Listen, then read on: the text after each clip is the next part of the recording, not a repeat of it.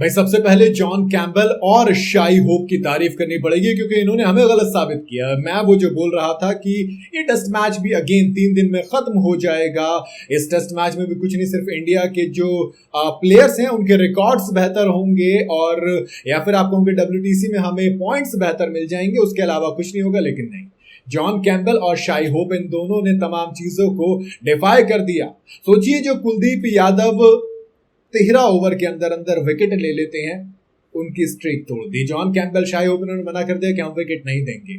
सोचिए, जिस वेस्टइंडीज ने इंडिया के खिलाफ आखिरी बार ओपनिंग करते हुए किसी प्लेयर ने अगर सेंचुरी मारी थी ना वेस्टइंडीज के, तो दोस्त वो 2006 में आई थी और अब जॉन कैम्बल ने सेंचुरी मारी 2006 के बाद। और अगर इंडिया के अंदर बात करूं ना, इस इंडिया के अंदर इंडिया के खिलाफ 2002 में आखिरी बार सेंचुरी मारी थी किसी वेस्टइंडीज के टेस्ट ओपनर ने।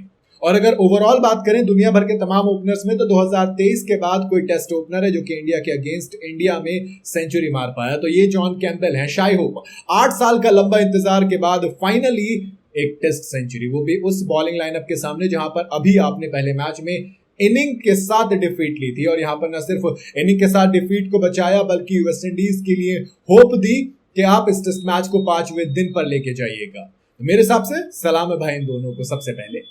इसके बाद अगर मैच में और रिकॉर्ड्स की बात करेंगे तो दोस्त बहुत सारे रिकॉर्ड है, क्योंकि ये पहली बार है जब वेस्टइंडीज ने 11 बार फॉलो ऑन हुआ है ना। इस फॉलो ऑन में आखिरी बार जो हुआ था वो न्यूजीलैंड के खिलाफ था, जहां पर उन्होंने थोड़ा सा फॉलो ऑन के बाद इनिंग की डिफीट को बचाया था 2013 में, और 2013 के बाद अब ये किया है।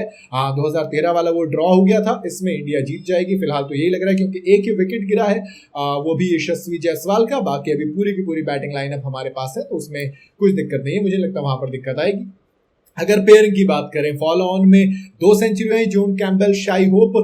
आखिरी बार 2017 में आई थी कुशल मेंडिस और दिमुथ कुनारत्ने की। इन दोनों की सेंचुरी आई थी 2017 में। तब से यानी कि करीब 8 साल बाद, लंबे इंतजार के बाद ये कारनामा वेस्टइंडीज ने करके दिखाया है। तो एक मेंटली जीत आप कह सकते हैं। और अगर इंडिया की बात करूं, फॉलो ऑन के बाद बैटिंग करने का मतलब है सिर्फ चौथी बार ऐसा हुआ है। हमने 1961 में पाकिस्तान के अगेंस्ट दोबारा बैटिंग करनी पड़ी थी, वो टेस्ट मैच ड्रॉ हो गया था।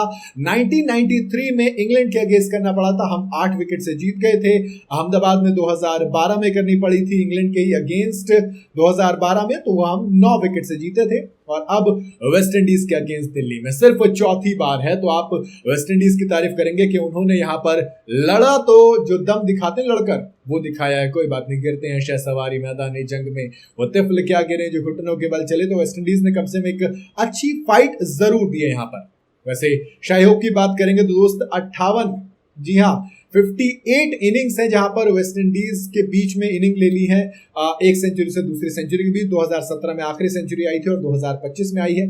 इसके अलावा जेरमिन ब्लैकवुड वेस्टइंडीज के एक और प्लेयर